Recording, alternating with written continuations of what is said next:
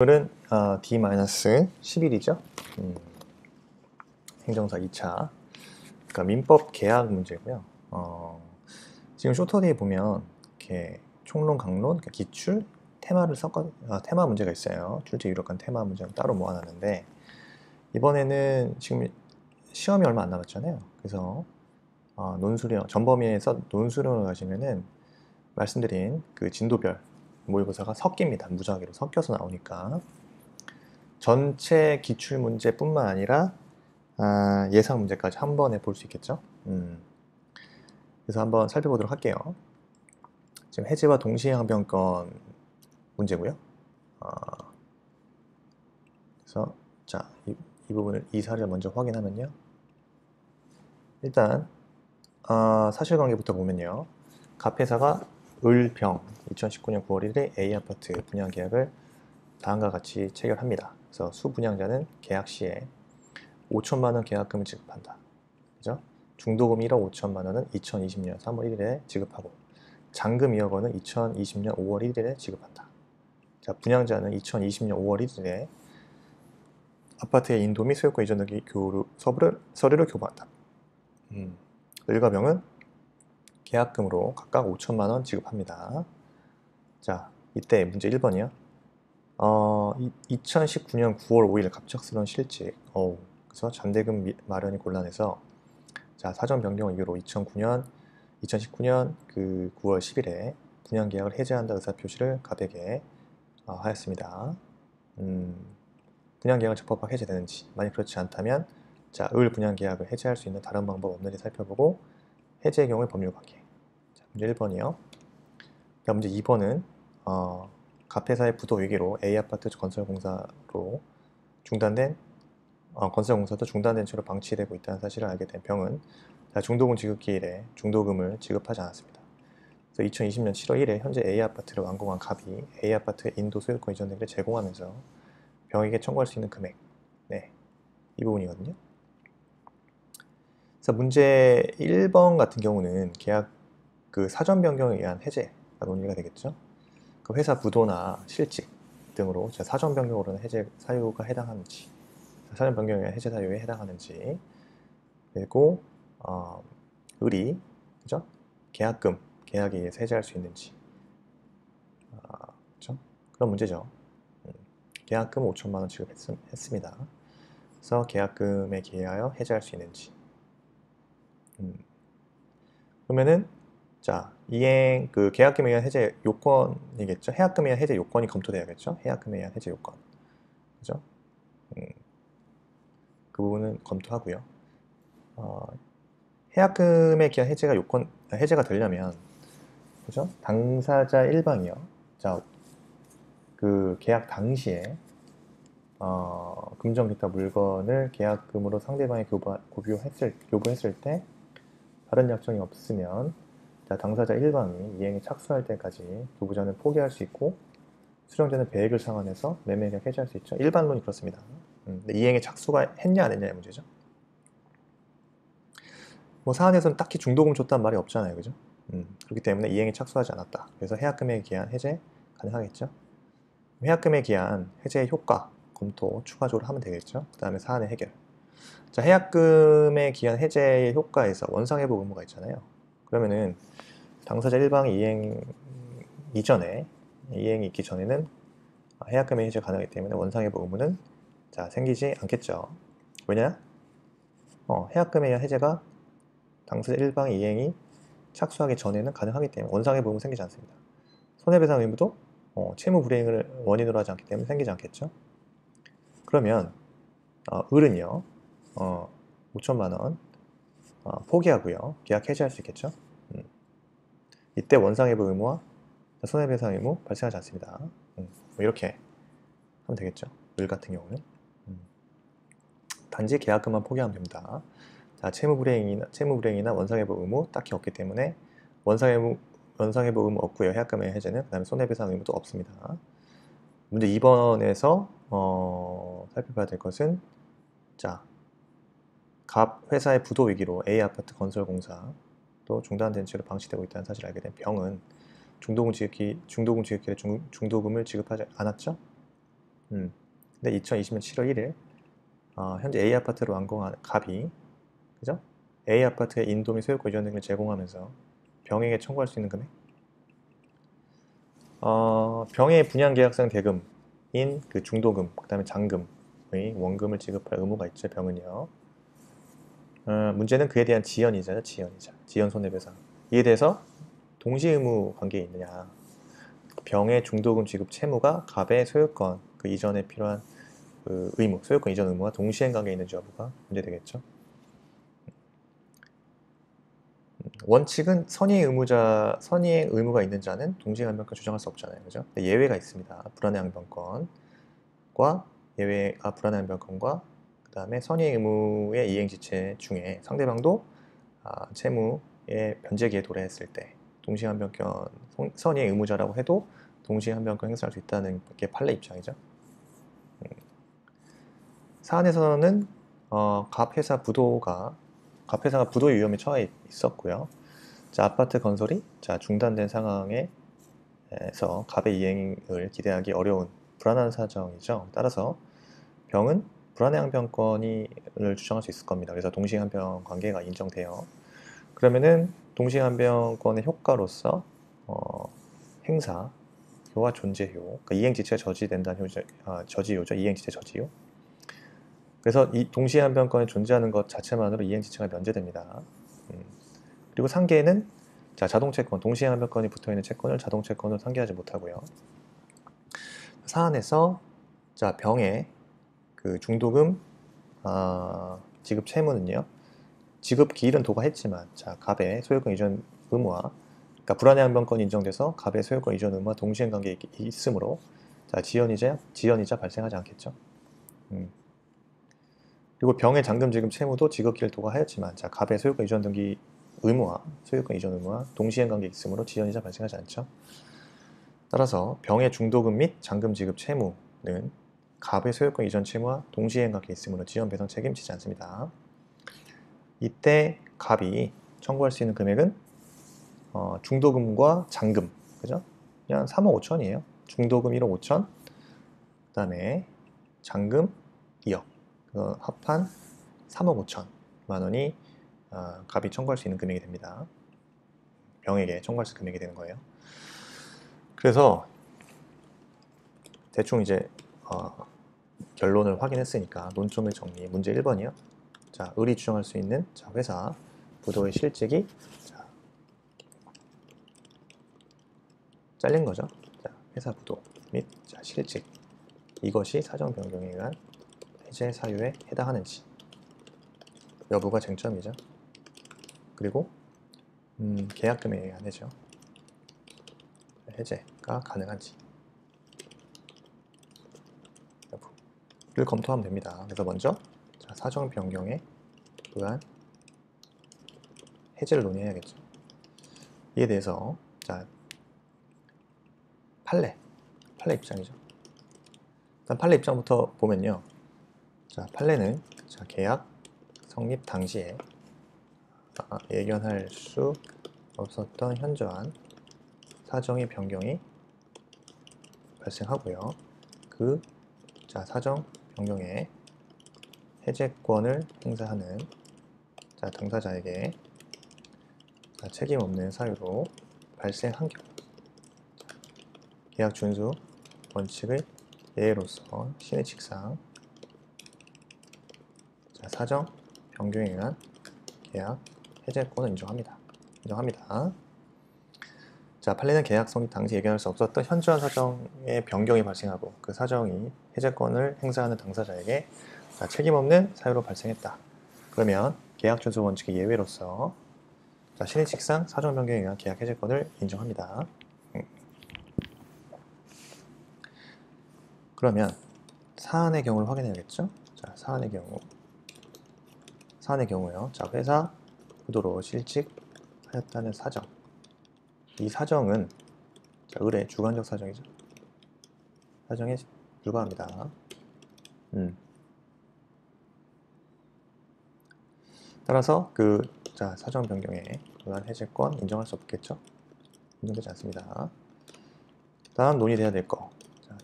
큰 목자 3이요. 그 계약금 또한 해제겠죠. 자, 첫째, 자, 해약금의 기한 해제 요건이요. 이에 대해서 일반론을 보면요. 자, 일반론이요. 매매의 일방 당사자가 계약 당시에 금전 기타 자 물건을 계약금으로 자 상대방에게 교부한 때 다른 약정이 없는 한 상대방이자 당사자 일방 자, 일방이 자 이행에 착수할 때까지 이게 중요해요. 이행 착수하기 전까지예요. 그 계약금을 교부한 자는 교부자는요 이를 포기할 수 있고 포기하고 또 수령자는 그 자 배액을 자 받은 사람이에요. 반환하여 배액을 반환하여 매매 계약을 해지할 수 있죠. 해지할 수 있습니다. 자, 이행 착수의 의미요. 이행 착수. 자, 이행 착수란 자, 이행의 착수란 자, 객관적으로 외부에서 인식할 수 있을 정도로 자, 이행 행위의 자, 일부를 하거나 자, 이행을 하기 위하여 필요한 전체 행위를 하는 경우를 말합니다. 자, 단순히 자, 이행의 준비를 하는 것만으로는 부족하고요. 부족하다는 것이 판이죠. 다시 이행에 착수라는 것은 객관적으로 외부에서 인식할 수 있는 정도의 이행행위를 하거나 이행을 하기 위하여 필요한 전체 행위를 하는 경우를 말합니다. 단순히 이행의 준비를 하는 것만으로는 부족하다. 그죠? 이게 판례의 태도입니다. 그리고 또 사례에서 가끔 나오는 거 중요하죠? 자, 특별한 사정이 없는 한 어떻게 해요? 이행기 전에 자, 이행 착수 자, 이행 착수에 해당하죠? 이행기 전이라도 이행 착수도 이행 착수에 해당합니다. 자, 사안의 경우요. 자, 사안의 경우 을은 아직 중도금을 지급하지 않았으므로 자, 이행에 착수하지 않았다죠? 않았다. 따라서 자, 해약금에 기한 해제 가능합니다. 됐죠? 그 다음에 이렇게 끝나기보다는 자 계약금 해제예요. 자 해제금의 해약금에 의한 해제 요건 효과 봐야겠죠. 효과. 자 해약금에 기한 해제의 효과요. 기본적으로 계약은 소급하여 무효입니다. 자, 근데 여기서 문제될 수 있는 게 쟁점이 원상회 보금이에요. 말씀드렸죠? 해약금에 의한 해제는 당사자 일방이 이행 있기 전에 가능하죠. 원상회 보금 후 발생하지 않아요. 그리고요. 손해배상 의무요. 손해배상 의무 발생합니까? 아니죠. 자, 채무불이행을 원인으로 하지 않기 때문에 손해배상 의무 역시 발생하지 않습니다. 자, 사안에서 쓰는 거예요. 자, 을은 그냥 그 계약금으로 5천만 원 지급했죠? 그러면 교부자죠? 5천만 원 포기하여 계약을 해제할 수 있습니다. 있겠죠? 원상회부 의무와 손해배상 의무는 발생하지 않고요. 자, 사안의 해결. 이미 사안 해결했죠? 을은 5천만 원을 포기하고 계약 해지할 수 있습니다. 원상회부 의무와 손해배상 의무는 발생하지 않는다. 됐습니다. 이제 문제 2번 봐야겠네요. 문제 2번. 문제 2번. 일단 논점의 정리, 문제의 정리요. 문제의 쟁점이요. 문제의 제기. 2번 같은 경우는 병은 분양계약 대금인 중도금과 잔금 중도금 지급하지 않았고 그죠? 중도금 중에 중도금 지급하지 않았고 일단 병은 분양계약상 중도금과 잔금 원금을 지급할 의무는 있죠. 그죠? 그런데 문제는 자 중도금을 지급하지 않으면서 그죠? 그에 대한 지연이자 자 존재는 지연이자죠. 지연이자, 뭐 지연, 자, 손해배상이요. 또 지급 대상이지. 여부, 이와 관련해서 뭐가 문제되냐? 자, 병의 중도금, 지급 채무와 갑의 소유권 이전 의무와 자, 동시에 관계에 있는지 여부와 효과 검토겠죠? 검토를 해야 된다. 문제된다. 이렇게 쓰면 됩니다. 그러면 먼저 그 중도금에 대한 자, 동시 이행 항변권의 행사 여부겠죠? 그 다음 논의돼야 될 게 그 동시 이행 항변권의 효과를 검토하고 그 다음에 자, 사안의 해결을 가면 되겠죠? 그러면 중도금에 대한 그 동시 이행 항변권 원칙이요. 자, 동시 이행 항변권은 자, 상대방의 채무가 변제기에 있어야만 성립하죠. 있어야만 성립. 자, 따라서 선이행 의무자. 선이행 의무를 지는 자는 주장할 수 없죠. 동시에 항변권 주장할 수 없죠.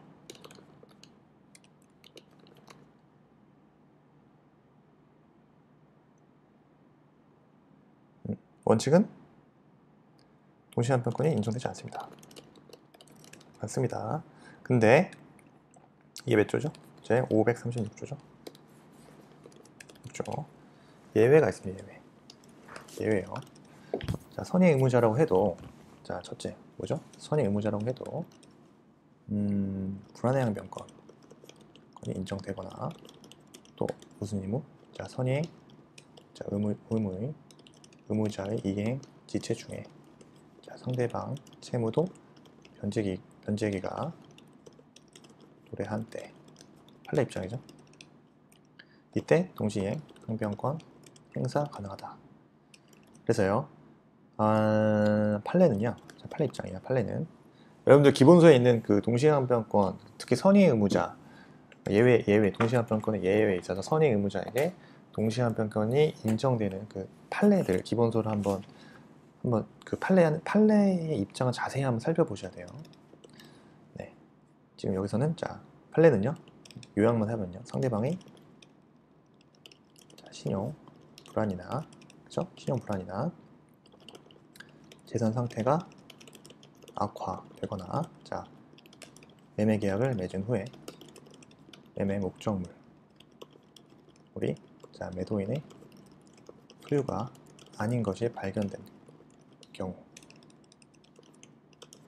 등에서 자, 불안의 자, 항변권을 인정하고 있습니다. 그쵸? 그래서 사안의 경우요. 사안에서 자, 갑 회사가 부도 자, 위험에 처하고요. 갑 회사가 부도 위험에 처해 있죠. 자, 아파트 건설이 중단된 상황. 이런 상황에서 자, 갑의 이행을 자, 기대하기 어려운 좀 불안한 상황이죠. 불안하죠. 아주 불안합니다. 사정이 있다. 인정된다. 지금 제 심정과 저희 심정과 비슷하죠? 시험이 10일 남았고 불안한 상태입니다. 네. 자, 따라서 자, 병은요, 불안의 항변권이 인정되고요. 동시이행 관계가 인정됩니다. 자, 효과. 동시이행 항변권의 효과요. 일단 행사효와 존재효가 있죠. 존재효. 행사효라는 것은 동시에 이행 항변권자는요, 자, 상대방의 이행이 있을 때까지 자, 자신의 채무 이행 거절할 수 있습니다. 행사효요. 존재효는요, 자, 이행 지체 저지효죠. 이게 뭐냐면, 자, 동시행 항변권이 존재하는 것 자체만으로죠. 존재하는 것 자체만으로도 자, 이행 지체가 면제되죠. 네, 면제된다. 위법성이 없기 때문이죠. 자, 상계 금지효. 이 말도 중요합니다. 이 말도 좀 써줘야 돼요. 자, 동시행 관계에 있으면 동시행 관계에 있으므로 자, 지연이자 발생하지 않죠? 네, 동시행 항변권이 자, 붙어있는 자, 채권을요. 자동 채권으로 상기하지 못하죠? 물론 수동 채권으로는 상기할 수 있습니다. 자동 채권으로는 상기하지 못한다. 이 한 줄 써줘야 돼요. 한 줄. 자, 사안에서요. 자, 병의 자, 중도금 지급 채무는요. 자, 지급 기일을 도가 하긴 했죠. 하였지만 자, 갑의 소유권 이전 의무와 동시이행 관계에 있으므로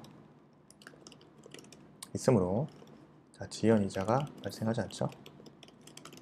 지연이자 발생하지 않고요. 병의 자, 잔금 지급 채무도요. 지급 기일을 도과하였지만 자, 갑의 소유권 이전 의무와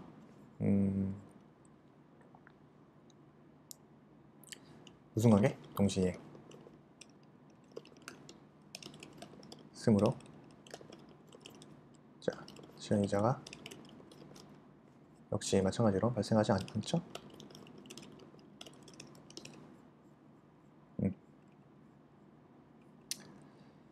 어쨌든 뭐 동시행 항변권의 그 존재요 때문에 이행지체 저지효가 있잖아요.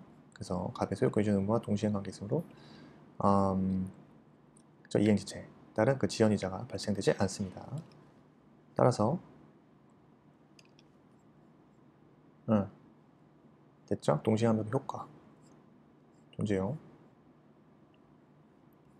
사안 해결. 네. 따라서 그러면요. 병의 중도금과 잔금 지급 채무요. 갑의 소유권 이전 채무와 동시행 관계 있으므로 지연배상 책임지지 않는데 그러면 갑이 청구할 수 있는 금액이 어떻게 돼요? 따라서 갑이 병에게 청구할 수 있는 금액은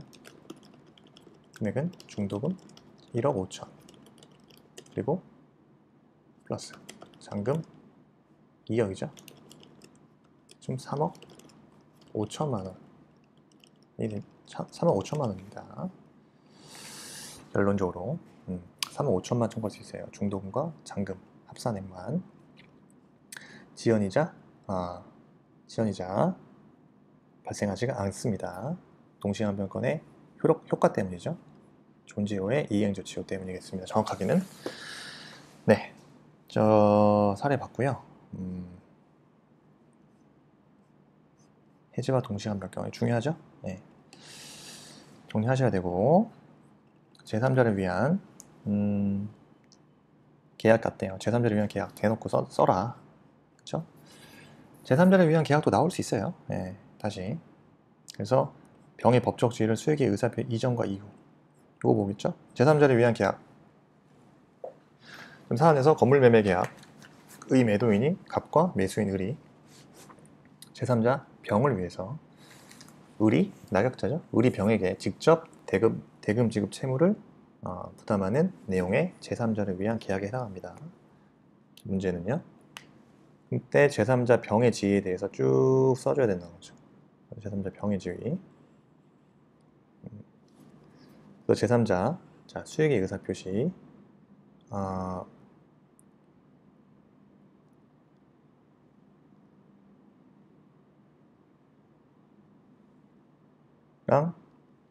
수익의 의사표시 전에 제3자의 지위랑 수익의 의사표시 후에 제3자 병의 지위를 나눠 가지고 살펴봐야겠죠?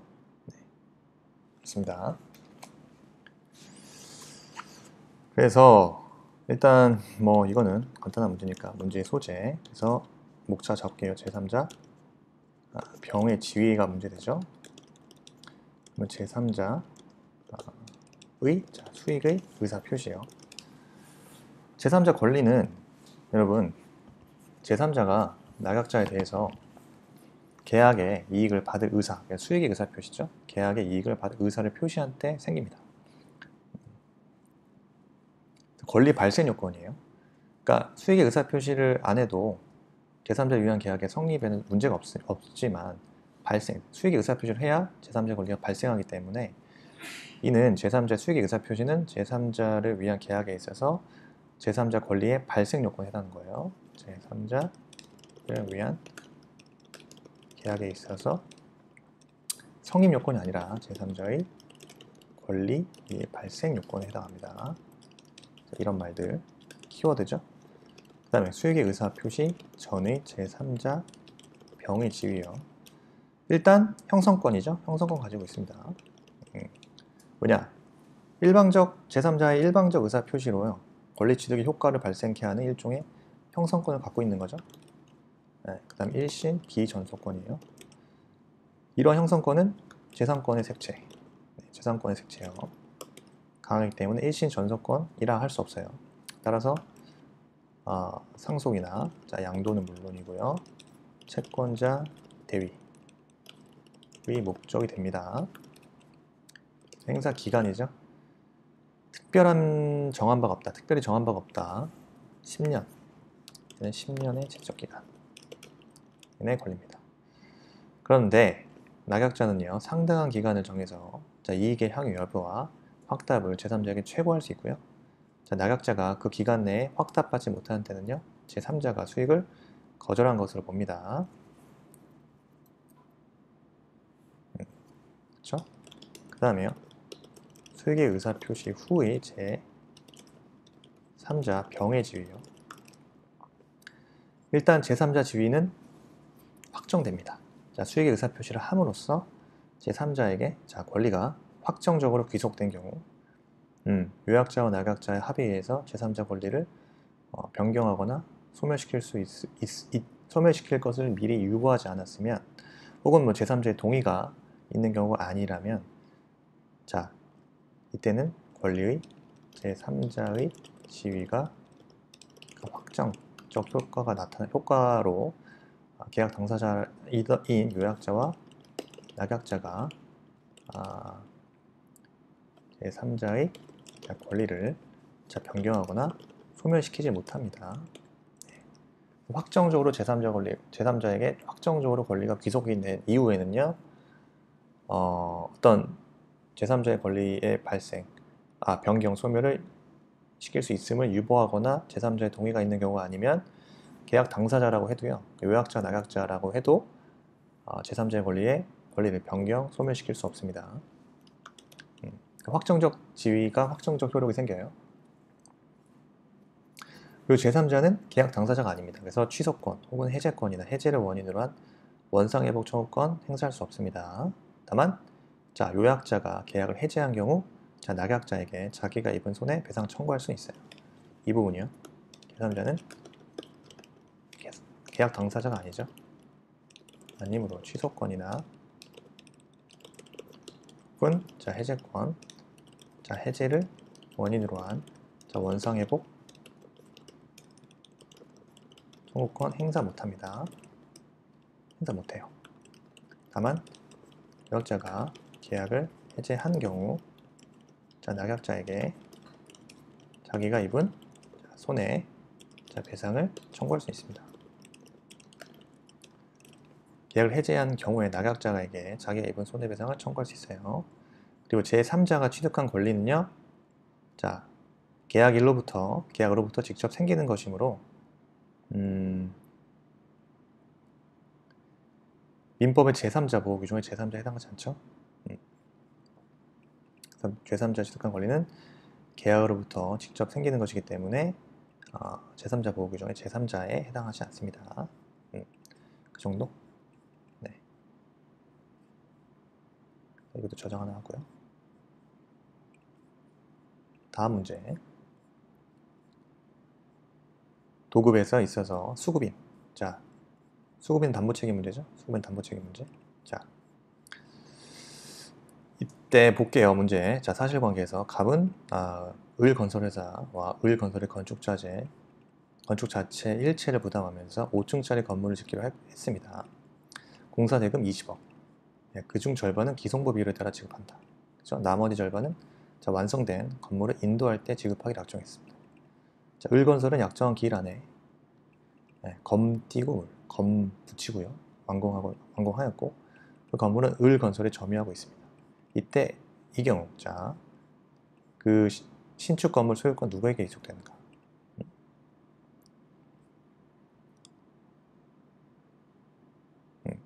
문제 1번만 먼저 볼게요. 예. 이때 문제 1번에서 논점은요. 자, 수급인은 자 계약의 내용에 쫓아서 이를 완성 의무를 지죠. 미래 물건에 관한 것이면 완성물 인도 의무를 집니다. 이때 자 완성물을 인도하기까지 그 인도 전까지 소유권 누구에게 귀속하는지가 문제되죠. 특히 자 수급인이 자기 재료와 노력을 들여서 건물을 완성한 경우 이때가 문제됩니다. 네. 지금 을건설 좀 수급인이죠. 건축자재 1채를 부담했어요. 그 다음에 5층짜리 건물을 짓기로 하고 자 20억 원으로 하되 그중 절반은 기성고 비율에 따라 지급하고 나머지 절반은 완성된 건물을 인도할 때 지급해라. 그 약정한 길에 건물을 완공하였고 아직 인도 전이라 이거죠. 을 수급인이 자 그 건물을 점유하고 있습니다. 그래서 자 문제 제기 논점 정리했죠. 그래서 완성물을 인도하기 전까지 그 수급인이 그 점유하고 있다면 그 소유권은 누구에게 귀속되는가? 특히 이제 수급인이 자기의 재료와 노력을 들여서 건물을 완성한 경우 이게 문제가 되죠. 그러면 자 신축 건물의 소유권 귀속이에요. 자 약정이 있으면 자 소유권 귀속에 관한 약정이 있다. 그러면 당연히 그 약정에 따라 소유권 귀속이 정해지죠.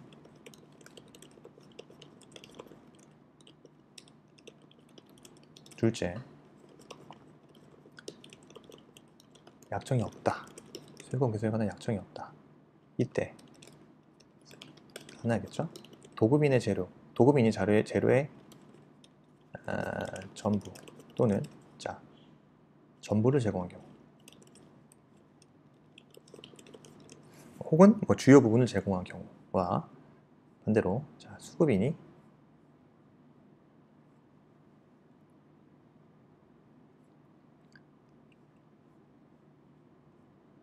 자 소유권 기속의 약정이 있는 경우, 자 소유권 기속에 관한 약정이 없는 경우, 도급인이 재료의 전부 또는 주요 부분 제공한 경우죠. 그죠? 그리고요. 이때 판례 입장이 되네요. 판례 입장. 다음 사안의 해결. 그죠? 지금 신축 건물 소유권 기속에 있어서 자 약정이 있으면 자 완성물은 소유권 기속에 관한 약정이 있다. 약정에 따라 소유권 기속이 정해지면 되고요. 약정이 없는 경우 자, 도급인이 재료의 전부 그 재료의 전부 또는 주요 부분을 제공한 경우입니다. 이때 판례는요. 자 수급인이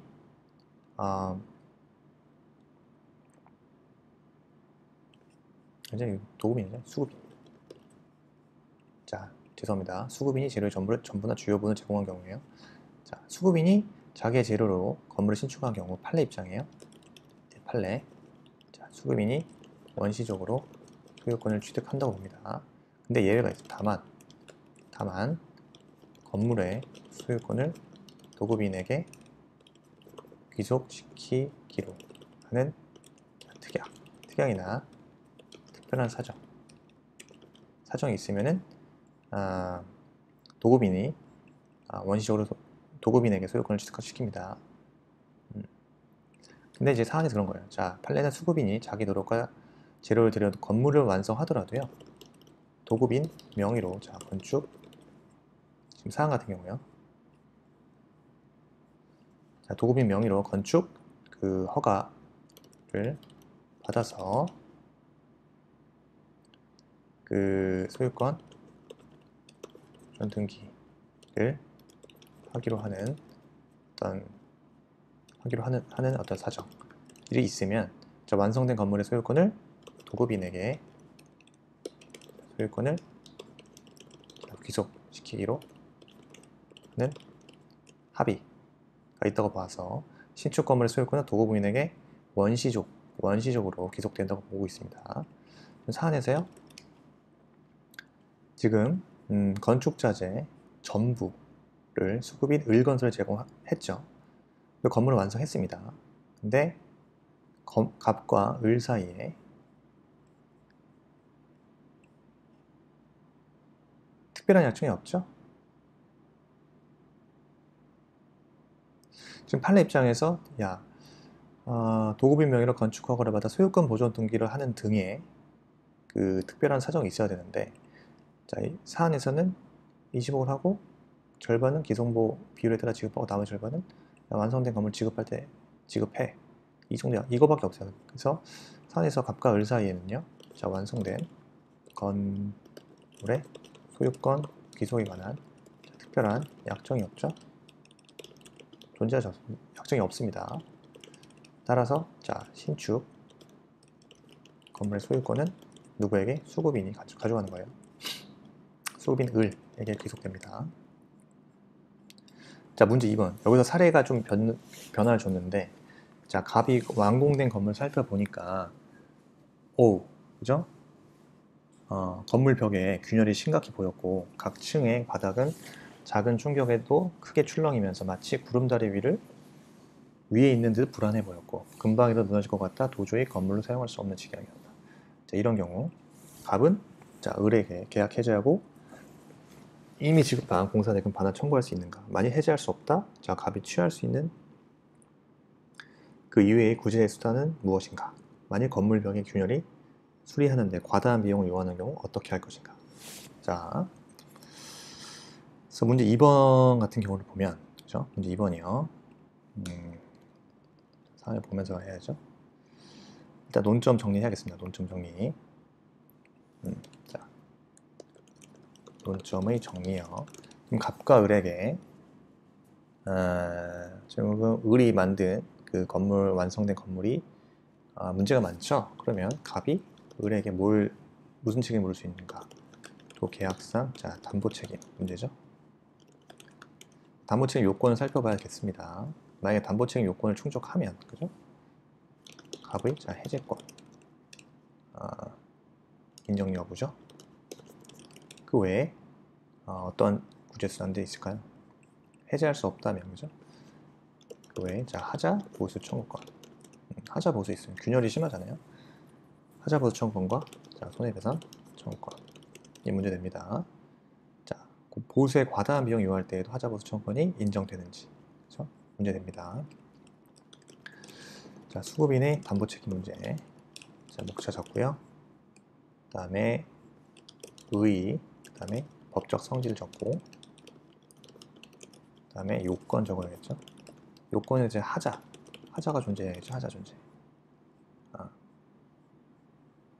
하자의 개념, 그죠?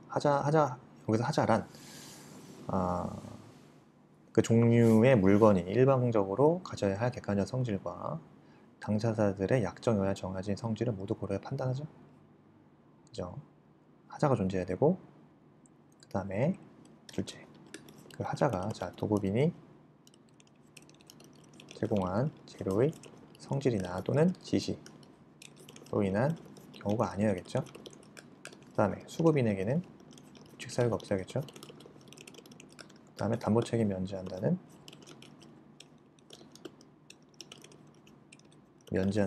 특약 없어야겠죠. 그렇습니다. 그래서 담보 책임의 내용이에요. 자, 하자보수 청구권 행사할 수 있는지. 하자보수 청구권 676조거든요. 조문 한번 찾아보시면 목적물에 하자가 있을 때 도급인은 상당한 기간 정한 하자보수 청구할 수 있다. 그렇지만 단서에 하자가 중요하지 아니하면서 보수에 과다한 비용을 요할 때 인정되지 아니한다. 이렇게 나와 있어요. 이 말은, 그러니까 문제에 나와 있는 그 건물 벽의 균열을 수리하는 과다한 비용을 요구하는 경우 하자보수 청구권 인정 안 된다는 얘기예요. 단서 확인해야 되고요. 손해배상 청구권이요. 자, 도급인은요, 하자보수에 가름하여 하자보수 또는 하자보수 함께 손해배상 청구할 수 있죠. 그래서 만약에 지금 사안처럼, 그죠? 하자가 중요하지 않으면서도 보수에 과다한 비용을 요구하는 경우에는 하자보수에 가름한 손해배상 청구를 할 수 없죠. 단지 하자로 인한 손해배상만 청구할 수 있습니다. 그 다음에요, 계약 해제권이요. 자, 완성된 목적물의 하자로 인해서 계약의 목적을 달성할 수 없을 때 도급인은 계약 해제할 수 있죠. 네, 그렇습니다. 그런 것들. 그래서 자, 소결, 사안의 검토 보면요. 건물의 균열, 붕괴될 것 같은 상태는 하자가 중요하다고 할 수 있죠. 그렇습니다. 금방이라 무너질 것 같은 도저히 건물 사용할 수 없는 지경. 중요하다고 할 수 있어요. 그래서 보수해가, 자, 사안의 경우에서 그 하자 보수 청구권은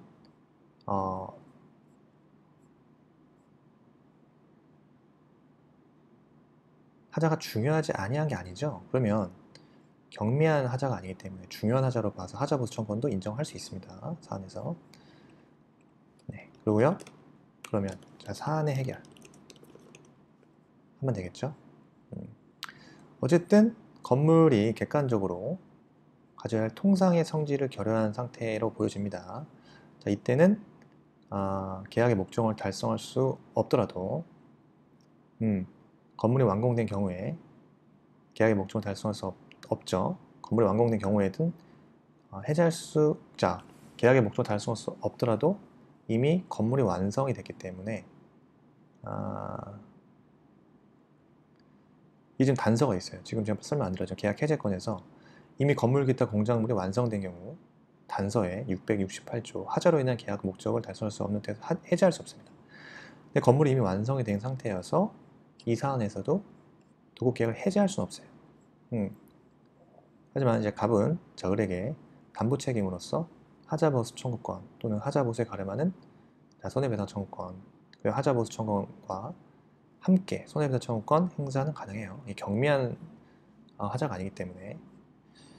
그렇지만 이미 건물이 완성이 됐다. 그러면 668조 단서에 의해서 해제할 수 없습니다.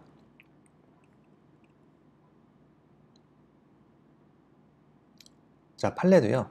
완성되기 전이면 일반 원칙에 따라 해제는 할 수 있습니다만 완성되기 전이라도 공사가 상당한 정도로 진척된 상황이라면 자, 공작물의 미완성 부분에 대해서만 해제 효력 발생하고요. 도급인은 기성고 비율, 이미 완성된 비율에 따른 보수를 지급하여야 합니다. 라고 판시한 바 있죠. 네, 그렇습니다. 그렇죠? 그래서 문제 2번 산해결, 여기 문제 2번이죠. 목차 봤고요. 자, 문제 1번 봤죠, 여기. 자, 문제 2번 논의하면 되는 거죠. 자, 문제 2번 다시 확인해 볼게요. 문제 2번. 자, 논점 정리. 논점 정리했네요. 네. 수급인 담보 책임. 수급인 담보 책임 의의와 법도 성질이요. 자, 수급인은 사를 붙여야죠, 이제. 담보 책임이란 어떻게 돼요?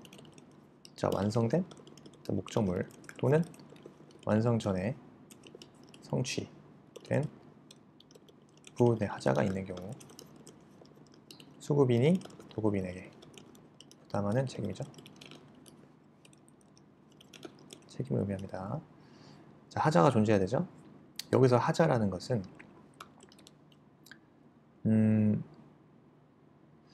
완성된 목적물 또는 완성 전 성취된 부분에 하자가 있어야 되는데 하자란 자, 그 하자의 종류의 물건이 자, 일반적으로 가져야 할 객관적 성질과 또 같이 뭘 판단해요? 당사자들의 약정에 의하여 정해진 성질 모두를 고려해서 판단합니다. 그 하자는요. 그다음에 하자가 당연히 도급인이 제공한 재료의 성질이나 지시로 인한 경우가 아니어야겠죠. 자, 목적물의 하자가 도급인이 제공한 재료의 성질이나 도급인의 지시에 기인한 때에는요. 담보 책임을 물 수 없겠죠. 물론 이 경우에도 수급인이 그 재료 또는 지시의 부적당함을 알고 자, 도급인에 고지하지 아니한 경우 그러하지 않습니다. 그 다음에 수급인에게 당연히 규칙 사유 필요 없죠. 네. 규칙 사유가 필요 없습니다. 담보 책임 면제 특약이 없어야겠죠. 담보 책임 임의 규정입니다. 그 면제 특약은 원칙적으로 유효해요.